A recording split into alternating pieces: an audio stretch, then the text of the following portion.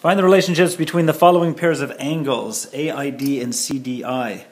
So AID, here's your A, here's your I and D. So we're looking at this angle. And CDI, so CDI. So we're looking at that shape. Okay, that's a Z. The Z patterns are the alternate interiors and alternate exteriors, kind of. But these are on alternate sides of the transversal. They're on the interior of the two parallel lines, so they're alternate interiors.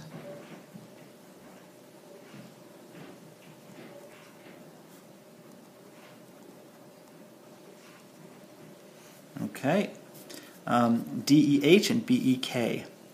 So DEH.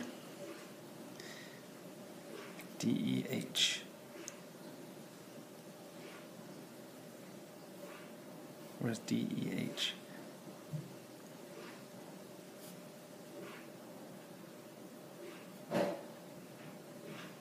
Okay, D to E to H, that's that angle, and B to E to K, B, E, K, and this angle, and these are vertically opposite.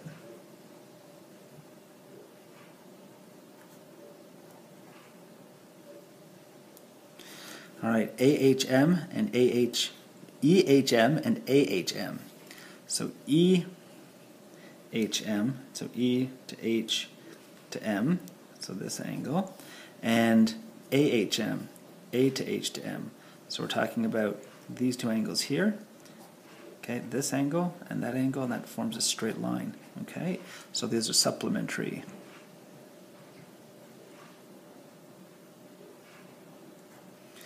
All right, JAL and AHM, J to A to L, J to A to L, okay, and A to H to M. So A to H to M. So these two angles. All right, and here's your F pattern. Okay, like that. And they're found in the armpits of the F, so those are corresponding.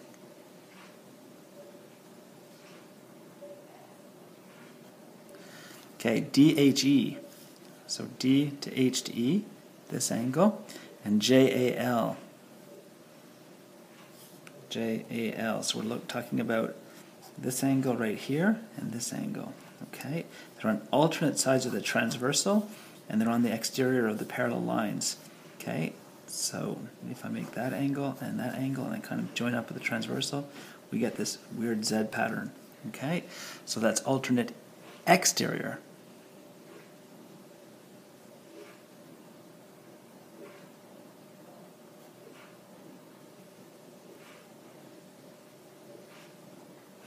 All right, IDH. So I to D to H, so we're talking about this angle, and AID, and this angle, and they are in a C pattern. All right, so any two angles are in a C pattern, and where the arms of the C are made up of the parallel lines, then these are supplementary. They add up to 180, so supplementary.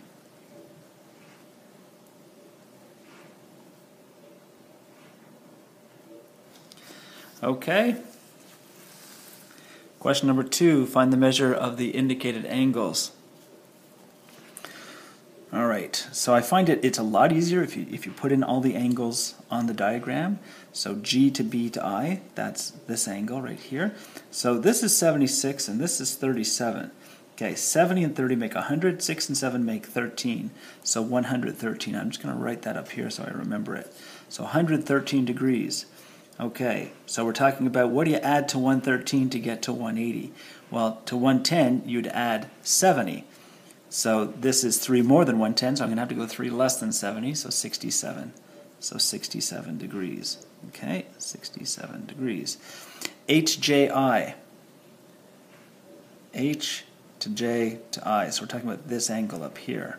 All right. If this is 67, then this one is 67 because they're corresponding, and this is going to be the supplement to 67, which is 113 degrees. Okay, what do you add to 67 to get to 113?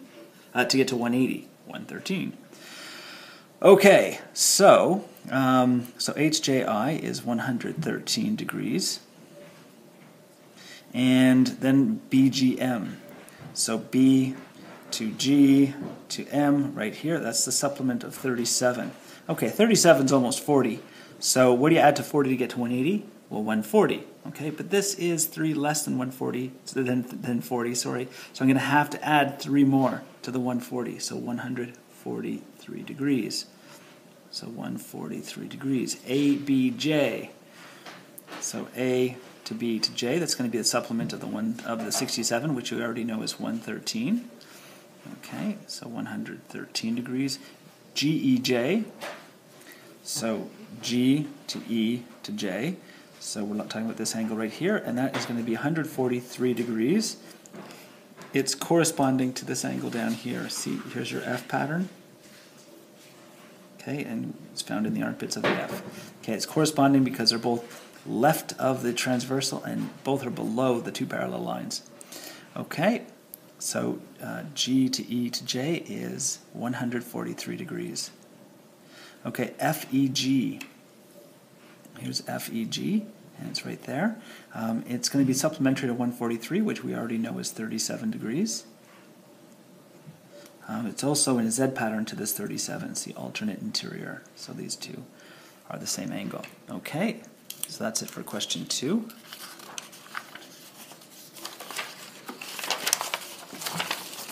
All right, question 3. Construct a median of triangle. Construct a median of triangle ABC. Okay, a median is, we're looking at finding the midpoint, okay, of one of these, and they don't say which median. There are 3 medians, okay, because there's 3 sides. I'm going to do the median to this side, BC. So I'm going to find the halfway point along BC. I'm going to do that by taking the perpendicular bisector of line segment BC. So I'm adjusting my compass so that the pencil, in this case the red pen, goes a little bit more than halfway. Put my point on B, and I'm making an arc. Okay, without adjusting, I put my point on C and make an arc. Okay, a similar arc. Okay, where those 2 arcs cross, I'm going to connect those 2 arcs, those 2 dots. Okay, with a nice faint line. I'm really just after this point in the middle. Okay, that's the midpoint of BC, and the median is from the midpoint to the opposite vertex, just like that. And that is your median. Okay.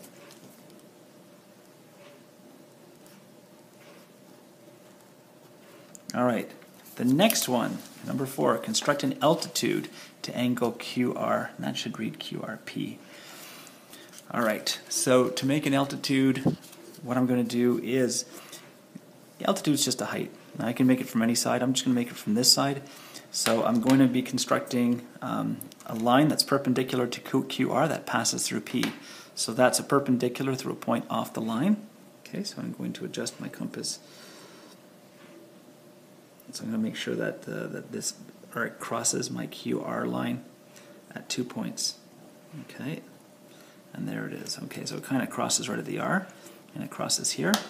So I'm just going to name this point T, just for fun. And then I'm going to take the perpendicular bisector of line segment TR. So I adjust my compass so it goes past the halfway point. I usually go to 3/4 of the way. Make an arc. Put the pencil on R. Make an arc.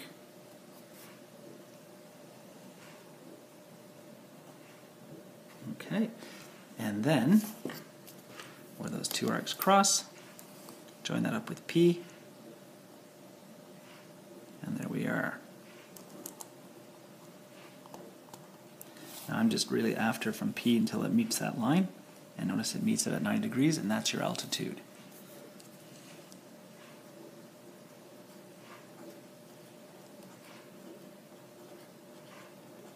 All right, altitude.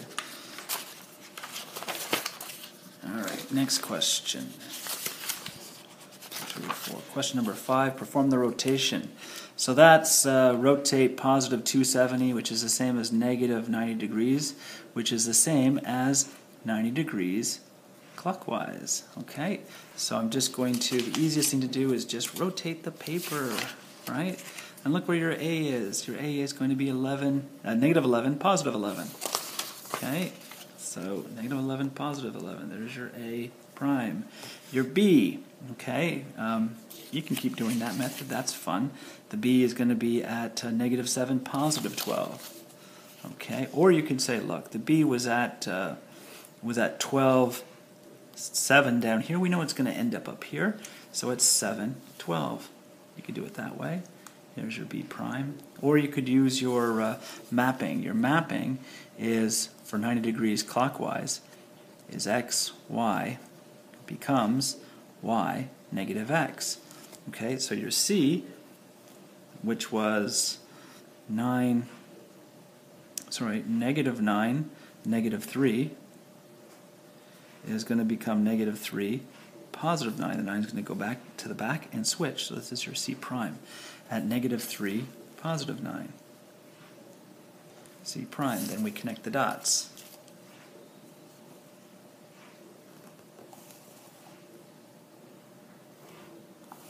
Okay, and that's all there is to it. All right, last part, perform the integer operations. All right, so I'm adding negative 8 and 2 together. That's going to give me negative 6. Okay, think of it as a tug of war.